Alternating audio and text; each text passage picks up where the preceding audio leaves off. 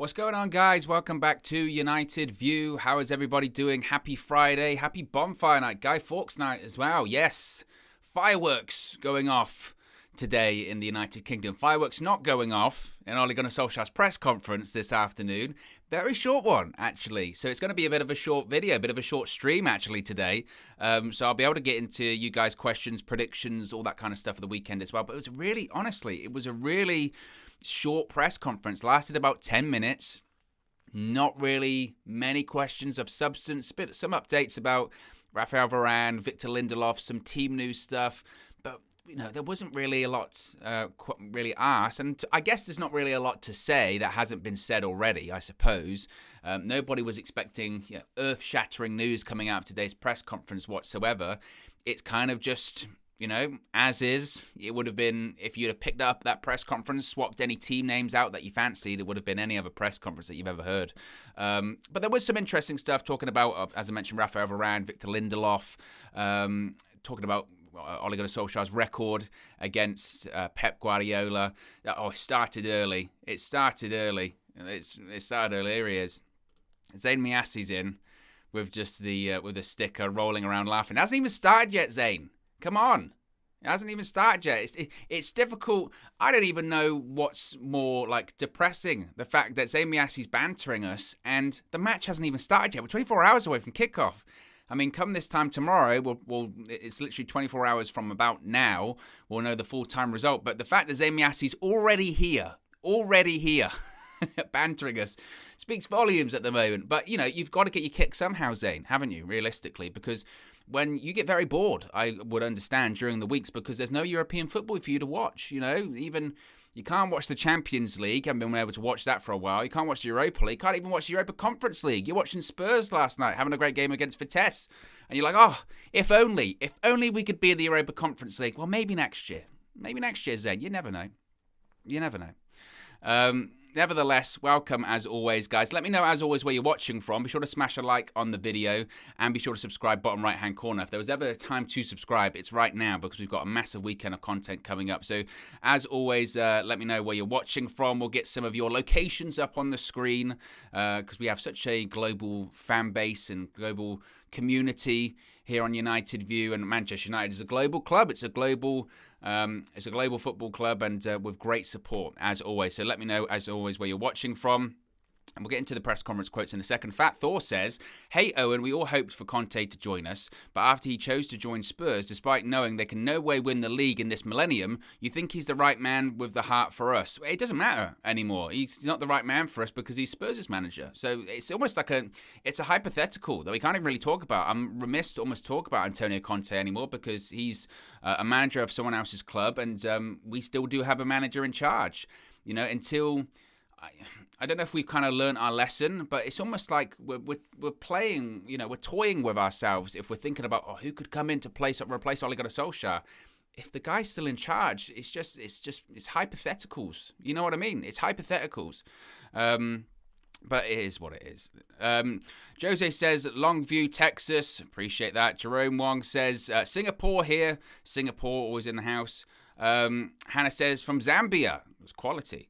MK Agent says, hi Owen, how's your day? Not going too bad. I tell you what, I'm not a fan of fireworks. Last night, where I am, the fireworks are already going off, and I'm thinking that it's going to be like an all weekend thing, isn't it? It's going to be like tonight, obviously fireworks, Saturday fireworks, Sunday fireworks. I'm just not. I'm turning into a grumpy old man, honestly. It's just, I hear them and they're going off last night. I'm going, that's loud. It's not for me. It really isn't for me. Fat Thor, obviously, watching from Asgard. Yeah, got to. I mean, makes sense. If he was watching from somewhere else, but go home. Or doesn't Asgard no longer exist after Ragnarok? I'll get into the press conference because I can go on for ages, that kind of stuff. It's just, that's kind of the situation I'm at the moment with these kind of press conferences where I'm just talking or doing references. Like at the end of the last match reaction with DJ, I just started talking about fish puns because I was that kind of bored of talking about the performance, to be honest with you. But that is what that is. So let's get into the press conference again. Wasn't very long. Was very, very short. 10 minutes long. Not a lot of real questions of substance, but we'll get into them. So the first question asked Ole Gunnar Solskjaer ahead of the Manchester derby, which of course is at Old Trafford tomorrow, 12:30 kickoff. Big one, very crucial game for Ole Gunnar Solskjaer, I think. He was asked, last time your team was at Old Trafford was, of course, that Liverpool defeat, the 5-0 defeat. How much is that out of the system of the players? How much have they forgotten about it? How much are they just not thinking about that as they head into yet another derby at Old Trafford tomorrow? And this is what Solskjaer said. Like, already, you can see that question. You can already feel like how I feel about it. Like, oh, okay, softball. He said, quote, "We've moved on from that one. Of course, it's going to be in the history books, but we've had a good week, good results away from home, different games. We've got to go into this game believing we can do good things." So what do you expect? If you ask a generic question, you get a generic answer. And I know sometimes I do these press conferences and I'll be a bit critical of the questions and the answers. And sometimes afterwards, because I'm always reading the comments, because I always want myself improve, expand my opinions on things, educate myself, grow. I think everyone should try to do that. Always try to challenge yourself with someone else's opinions, because that's how you grow and that's how you become more educated. And I've seen sometimes afterwards I'll talk about bad questions or bad responses. And some people say, well, realistically, what is Ole Gunnar Solskjaer going to say? What do you expect? And that is a good point. It is a good point. Like, what are we expecting to say? Like I said, I suppose if you get generic questions, you get generic answers. And that's what it is. We've moved on. We've had a good week. Good results away from home. Different games. We go into this game believing we can do good things. You sort of go, okay. But then what's he going to say? Oh, I'm really worried. I'm nervous. Last time, I'm still thinking about that Liverpool result, blah, blah, blah. With these sort of press conferences, you have to kind of look through the answer and try and sift and find you. It's like panning for gold. When they back in the day when they put the thing and they shake it and they say, is there gold in there? That's what you've got to do with these press conferences. You've got to sort of sift through these answers, try and figure out in reality what's really being said, and try and do, I guess, a bit of a leap of faith as to what actually the reality is in these situations. So he's not going to come out and say, I'm worried because of that Liverpool result, but it will be in his mind. There is no way he can I've just completely forgotten about it. Maybe that's an elite sports mentality. I don't know. But you've got to be thinking about that Liverpool result. You have to. Something that devastating can't happen and be like, we're not going to think about it again. He will be going in tomorrow's game thinking, that better not happen tomorrow, because if it does, I'm in a lot of trouble. I was in a lot of trouble last time it happened. It really can't happen again, especially in the case of just 2 weeks apart or whatever it may be. Now, as he had 2 good results in the space of 7 days, the Spurs result was a good result. It was a decent performance. The result away in midweek, and away from home in the Champions League is never an easy game. Atalanta are a good side. I'm still not necessarily comfortable celebrating a draw. I'm not really comfortable celebrating a draw. And I know people afterwards were like, euphoric, last minute equaliser, all that kind of stuff puts us in good position. I know in the grand scheme of things where we can control our destiny in that Champions League group, but we didn't play well. Eric Bailly played well. There were some individuals that played well, but we didn't play well. That performance was what we've seen all season. And again, I'm not really comfortable celebrating a draw. Is it a good result? Well, if we get through the group, I suppose it is. But it is what it is. Continuation of that question was how special... honestly, these questions. How special is this game? How important? Is it bigger than Liverpool? Oh, come on. Seriously, these journalists have a difficult job. There are certain things they can and can't ask. Obviously, they can't just come in and pepper them and be like, if you lose tomorrow, you're going to get sacked. All this kind of stuff. They can't do that. They've been told there are certain things they can and can't say, obviously. But come on. How special is this game? How important? We know how special it is. We know how important it is. It's the Manchester derby. But nevertheless, he says, it's a special one. The last time we had a Manchester derby with fans in the stadium, the atmosphere was electric. Everyone will still remember that one more than the dark moments we've had. Hold on that thought. He said when Scott scored that goal in the extra time, it was a special moment. It's a one-off game. Have to start on the front foot, ready, because a lot depends on who gets on the front foot. Now, that bit where he's saying about being on the front foot, I suppose is technically right in the sense that we started horribly against Liverpool, in that we went 1-0 down within, 5 minutes or something like that? We can't afford to do that tomorrow. Unfortunately, we have done that quite a few times this season where we start not very well, or we go 1-0 down. Sometimes we do start well, 15, 20 minutes, but we don't score, and then we still go 1-0 down. But I think he's right, and I think he would probably be saying that to his players. Certainly, if I was the Manchester United manager, this is what I would be saying. I would be saying, look, we saw what happened last time. In a derby game like this, where the tension is high, the pressure is really high, and the fans are going to be expecting something far, far better than they saw last time we were in a derby match at Old Trafford. Just shut up shop 10-15 minutes. Just make sure nothing goes awry. Make sure that we don't do anything silly first 10-15 minutes, because if we do go down 1-0 in, say, the opening 5 minutes or 10 minutes, then it could be a bloodbath, because that's what it was last time. So make sure that doesn't happen. It can't happen. We do have to start the game well tomorrow. If we start horribly tomorrow, it could get bad really, really quickly. Then we start having analogies once again about getting back on your feet like Tyson Fury, laying on the canvas for a while and getting back up, composing yourself, all that kind of stuff. We can't afford that to happen tomorrow. The super chat here from Salted Caramel says, draw against Atalanta is termed as a good result. It's disgraceful from Ollie. He must ask himself, is this the United DNA? I'm kind of over the whole United DNA thing, because for me, the United DNA is winning things. That's, people can talk about last-minute goals, attractive football, all that kind of stuff. We wouldn't be talking about that. If Manchester United were top of the league, we wouldn't. I honestly, truly think this at this point. If we were top of the league and we were winning things, I don't think the fans, they might gripe a little bit that maybe the football wasn't attacking, all that kind of stuff, but it's difficult to argue when you're winning things. Negative football or style of football only becomes an issue, I think, when you're not winning things. If you're winning things, you can't argue. You think the Atletico Madrid fans moan about the style of football? No, they won the league. They've won leagues. They've got the Champions League finals, all that kind of stuff. They didn't care about that. They're like, we've never been this successful. I've said this before. Whoever the person is that comes into Manchester United and wins a league title or a Champions League again, they've almost got a job for life. Because we're desperate at this point. We're desperate for success. We really, really are. This is the interesting thing I did want to point out there. He said before, about the front foot stuff, is he said about the last Manchester derby that had fans, which of course was that one at Old Trafford where we won 2-0. Scott McTominay gets that last minute goal from just nearly the halfway line, all that kind of stuff. And fans were going crazy at the end. Solskjaer's giving it that up towards the stands and all this kind of stuff. It was a great moment right before the pandemic. And he said there, everyone will still remember that one more than the dark moments we've had. Do you agree with that? I think that's a very interesting statement to say. I think it's a really interesting statement to say because so when things are going bad, and this is the thing, like when things are going bad, do you think of like, oh, well, at least we've got the Scott McTominay goal against Manchester City? No.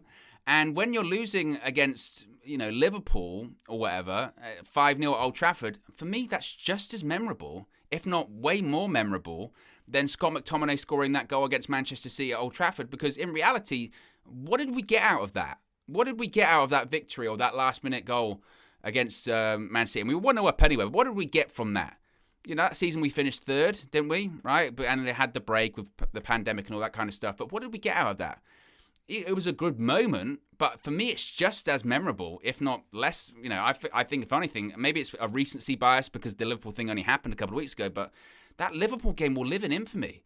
In the same vein that, the Manchester City 6-1 game lives in infamy in terms of Manchester United fans. We can, positively recall the Scott McTominay goal, but do people remember that more than the dark moments we had? No, I don't really think so. I don't.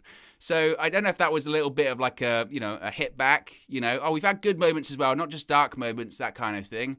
But to say that the Scott McTominay goal against Manchester City is more well remembered than the Liverpool result, I don't really see about that. I don't. I really don't see that. But that'll be an interesting one. See what you guys say about that. The next question came from Vinny O'Connor from Sky Sports. And he spoke about, this sums up this press conference. And I like Vinny O'Connor. Honestly, I do. I think he does good work. And I like, obviously, the people from Sky. I think they do a decent job. But if this is a question in a press conference ahead of a Manchester derby, then something is wrong. When he said, there was a team meal this week. How useful exercise for team bonding was that? And how did it all come about? Like, come on, Vinny. Come on. This is Manchester United versus Manchester City. This is a Manchester derby. There's loads of pressure on Manchester United right now, and things maybe aren't going the way that they should be. And we've got billions of pounds of players involved in both sides at the moment, two of the biggest clubs in England, right now, in terms of, there's going to be so many people watching, and it's a massive game, 12:30 kickoff. Old Trafford fans are going to be there, Manchester derby. And the question is, they went out for a meal this week. How useful is team bonding? Oh, come on. Seriously, they might have been asking, and my next follow-up question, Ollie, is what kind of coffee do you like? Do you take it with 2 sugars, milk? No? What's the question? Thanks. I'm like, seriously, what are we talking about here?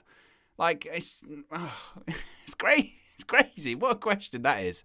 I honestly could not believe it when that question came out. I saw on social media that they went for a meal, but even when I saw it, when I see stuff like that on social media, that they've gone for a meal or so-and-so were out in some bar or whatever, not that you really see that nowadays, but, when you see that kind of stuff, it never bothers me. I'm like, okay, great. They're humans. What, they're not allowed to eat? They go out for a team meal? Great. Come on. Seriously? Again, I mentioned last time I spoke about a press conference, I did a Gordon Ramsay reference. I feel like it again. What's he going to start saying? Can you let me know how the meal was? Can you do a Gordon Ramsay review? It's dry, unedible. Send it back. It's stone cold. It's just, it's stodgy. It's dodgy. Oh, send a linguine back. Come on. Let's ask about something pertaining to the game. But nevertheless, he said, quote, the team is very close together. They know they need each other. It's team bonding and the team spirit is important. We've got a great canteen up here. This is a real answer. We've got a great canteen up here, but they are probably fed up of Mike's food. I'm thinking this is Manchester derby. We're talking about the canteen. Priorities. I know I started talking about fish puns at the end of it, but that's just the equivalent. It was crazy. The follow-up one by Vinny was much better. He asked about Rafael Varane. Of course, Varane came off against Atalanta. The club had confirmed that he would be out for around a month with a hamstring injury. So he asked... Solskjaer responded, quote, with all the technology we have now, we expect Varane, to be out for 4 to 5 weeks. It's a blow for us. Eric came in last time and was excellent. That's why we have a big squad to cope with absentees. So Varane, 4 to 5 weeks, pretty much what they said, the squad said, or the club said rather, when they released that statement the day after, or a couple of days after the Atalanta game. So no Varane for 4 to 5 weeks. I guess a positive is that there is an international break, which is 2 weeks. So we would be looking at possibly him being out for the 2 games after we come back. I don't know if there's a Champions League game when we come back as well. But he's not going to be back basically till probably December. End of November, start of December, most likely. So that is a blow. That's a massive blow. There was a report that came out as well. I know some people, myself, I sort of kind of speculated on this as well. So I think it is fair to say this. The report came out basically saying that Varane wasn't rushed back and that he came back on schedule, not ahead of schedule, anything like that. But you never know what to believe nowadays when it comes to those kind of reports, because it could just come straight from the club and they're just completely briefed. So who knows? But that is a blow. So no Varane for, again, the remainder of this month, possibly the beginning of December rather too. So that is a blow. A lot of people talking about the canteen. Yeah, a lot of people talking about the canteen. And in fairness, Eric Bailly did play very well on Tuesday, and I think he will start tomorrow. There is a bit of a debate right now as to what the formation is going to be, considering some of the injuries we have at centre-back. But we'll touch on that in a second, because the next question came from Simon Stone, who asked about Victor Lindelof. Of course, Victor Lindelof didn't travel to Italy for the game on Tuesday. He had a knock on Monday in training in Carrollton. So he asked, what's going on with Victor Lindelof? Is he going to play tomorrow? This was a concern for me, this answer. He said, quote, he's still a doubt. Hopefully he can come back tomorrow and say he's ready. I would expect him to be ready, put it that way, but I can't promise you. So, let me get this straight. He's still a doubt, but you would expect him to be ready tomorrow. We've been saying about rushing players back. We've been saying about Harry Maguire came back reportedly 7 to 10 days before he was actually match fit. He trained 1 day on the grass, and he came back against Leicester. He was terrible. He's been terrible ever since. We talked about Scott McTominay. The guy needed surgery, and he came on over Donny van de Beek. He had surgery. He came back 2 weeks later. There is this discussion about Rafael Varane. Did they rush him back? The club are saying no, but other people are saying, wow, he's come back and he's broken down straight away. Isn't that a problem? He is openly saying there, Ole Gunnar Solskjaer, Victor Lindelof tomorrow, he is a doubt. We don't know. At the moment, it doesn't look great. He's a doubt. But hopefully, he'll be ready. I expect him to be ready. That is a bit of an oxymoron, right? That is a bit of an oxymoron. He's a doubt. I expect him to be ready. Like, what? that would be a concern for me. And like realistically, if we've got Raphael Varane out for a month, or maybe just over a month, I know people aren't a fan of Victor Lindelof, but we don't really, I know we've got a big squad, but we don't really want to be in a position where two of our centre-backs are coming down, especially when, not that we caused it, but we could have managed it better, certainly. If he's ready to go tomorrow, he should play. But I just found the phrasing very, very odd. Very odd. And maybe it was a case of, him trying to play mind games with Pep, all that kind of stuff. I expect him to play.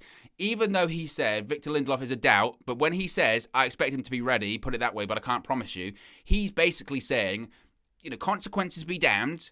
It doesn't matter what the physios or the sports scientists or the fitness department say. If Victor Lindelof comes to me tomorrow and says, I feel good, I can play, he will play. That's what Harry Maguire said to him. Harry Maguire trained for one day on the grass. He came to Ole Gunnar Solskjaer and said, yeah, I think I can play. So he played. Victor Lindelof, if he goes to Ole Gunnar Solskjaer tomorrow and says, yeah, I think I can play, Victor Lindelof will play. So I expect Lindelof to play, even though he's a doubt, which is a concern considering last time we started a centre-back who was a doubt. It didn't go well. It really didn't go well. So I found that a very, very odd thing to say, because he started off going, he's a doubt, and I thought, he's not going to play. And then he goes, I expect him to be ready. I'm like, right. Very odd, very odd. Josh Wearing says, Ollie sounds like he's playing 3D chess with his invisible friends. The gamesmanship levels are in a different dimension. The Ollie multiverse is real. There you go. Lynn Hall says, starting Varane twice in 4 days right after an injury is clearly highly risky. Ollie is to blame for his current injury. He rushed Maguire back, now Lindelof. Journalists need to address this. Well, hopefully they do. Hopefully they do.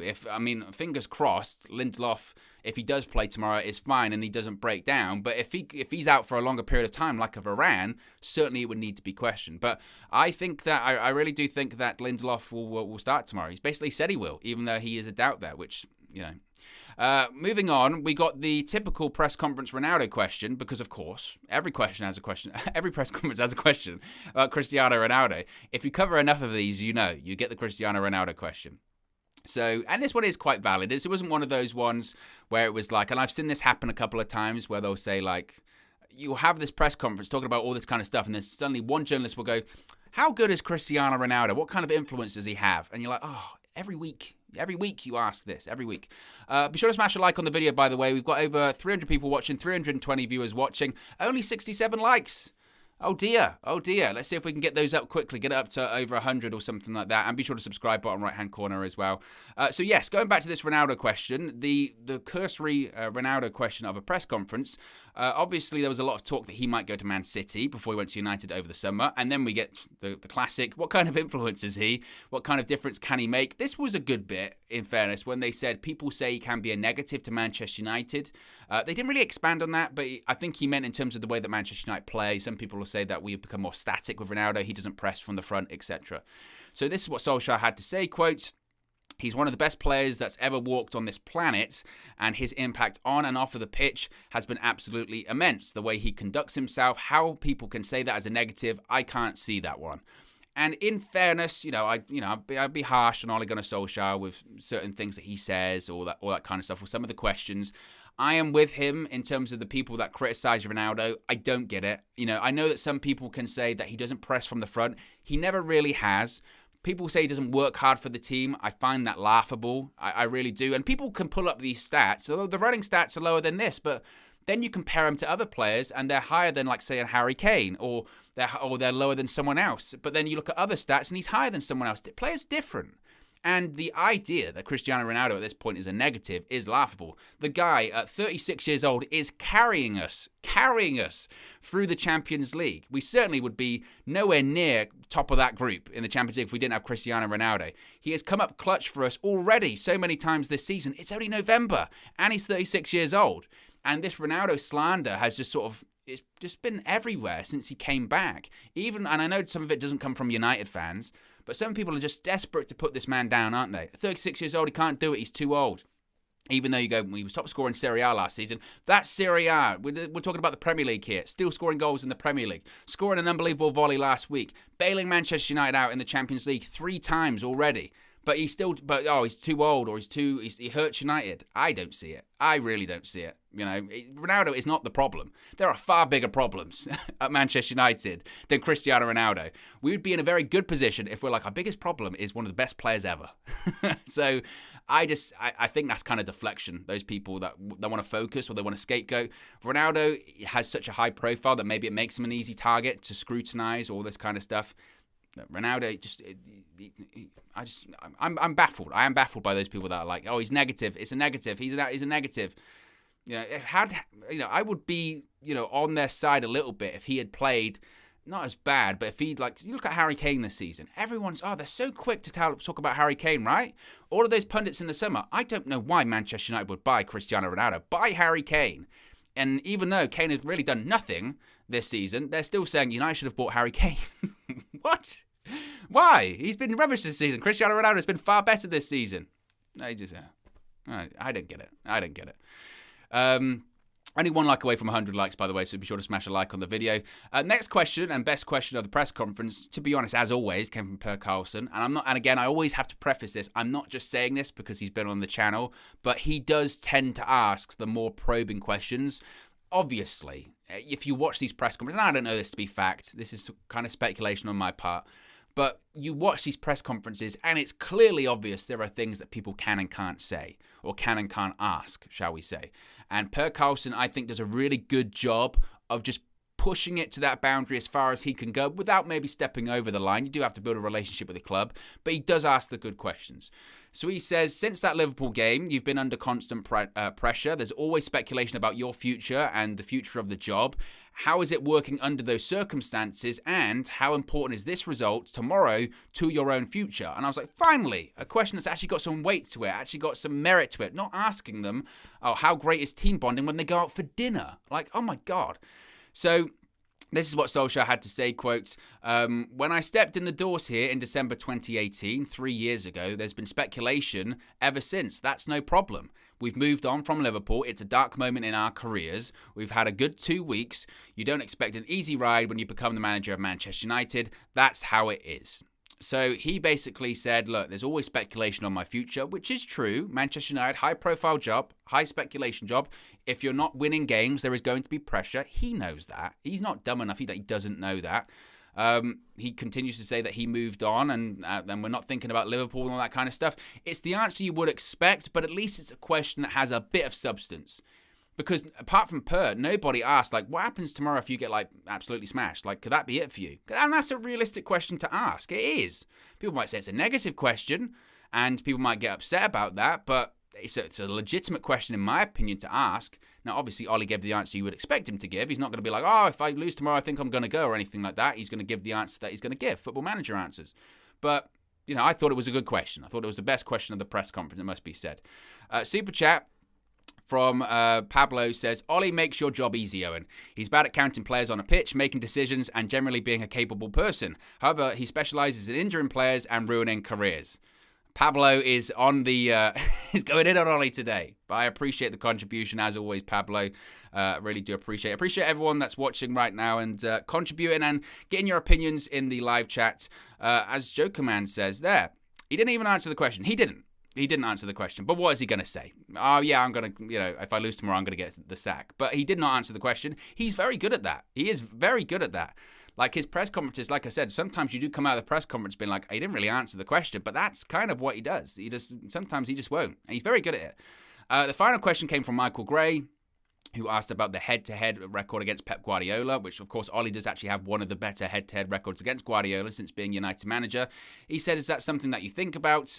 This is what Solskjaer said, quote, I'm not one to think about what I've done. I've got great respect and admiration for Pep and what he's done. We've had some good results and tight games. So, do with that what you will. do with that what you will. He just kind of went, we've had some good results. I've got great respect for Pep. That's when I watch these press conferences and I'm kind of like, okay, But again, if you ask that kind of question, what do you expect, really, I suppose? And he does have a good head-to-head record against Pep. Like I said yesterday in the match preview, though, I'm hesitant to really rely on that. Because we've spoken about that quite a few times, and we said that coming into this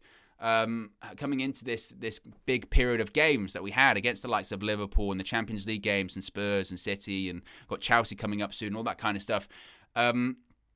That even though we hadn't necessarily played super well this season, the general feeling was, well, Ollie in these big games tends to pull it out, right? He's got a good record in those big games. I'd said that before. But I think my opinion's kind of evolved in that sense, because I don't think it's worth anything. I don't think that means anything at this point, because it's almost like Manchester United is a different Man United from last season. We should be a better Manchester United than we were last season, considering the players we've brought in, whether it is Varane, whether it's Sancho, whether it's Ronaldo. But it feels like we've regressed. So to say that, he's got a good record against Pep, what does that mean? And Pep's, you would have thought Pep would learn from those results as well. So I don't really tend to look too much on these sort of head-to-head records and all that kind of stuff, because previously, heading into that Liverpool game, right, Ollie had a decent record against Liverpool. Liverpool, certainly at Old Trafford, didn't have a good record in their last 10 visits. Well, I think they had one win, if that. They had a really poor record at Old Trafford. Didn't look like that when we've played Liverpool. And I know that the reaction sometimes when we're talking about this Liverpool game is some people were saying like, but that was a while ago now. You can't reflect on that game. For me, I just can't forget it. I just can't forget that Liverpool game. I really can't, because it feels like Groundhog Day. Heading into that Liverpool game, we played Atalanta, Old Trafford. We didn't play well. Ronaldo got a last-minute goal. We won. There was some optimism coming into it, being like, well, we're not playing well, but Ronaldo came up clutch again last minute. Feeling of optimism, feeling of maybe we can do something. We do play well in the big games. Ollie tends to pull it out in the big games, but a lot of people were saying, play like you did against Atalanta, you'll be in trouble. And we played like we did against Atalanta, and we got in a lot of trouble very quickly, and it wasn't good. Fast forward 2 weeks, we play Atalanta in the Champions League, don't play necessarily very well. Ronaldo scores a goal in the last minute. Some people are like, well, the bit of optimism, we can take it in, and it's a derby game, it's a one-off. It has echoes, doesn't it? It just has echoes of everything before.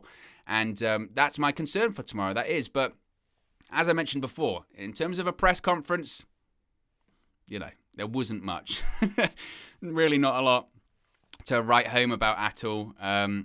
In terms of the questions, the big talking points, I suppose, was when he gave the update about Victor Lindelof, that Victor Lindelof's a doubt, but he expects him to play tomorrow. So I expect Victor Lindelof to play tomorrow. And the Rafael Varane update, which is what the club had told us anyway, that he was going to be out for about a month, 5 weeks. So no Varane really for the remainder of this month, possibly into December as well. So that's going to be a blow as well. We've got big games coming up in November. Even though we've got that international break, we've still got big games up when we come back, and maybe Varane isn't going to be available for them either, which is tough, which is very, very tough. And make no mistake, like I said, tomorrow, this is a massive, massive game for Ole Gunnar Solskjaer. It is. He knows that, and I think he'd take a draw. 100% he would take a draw.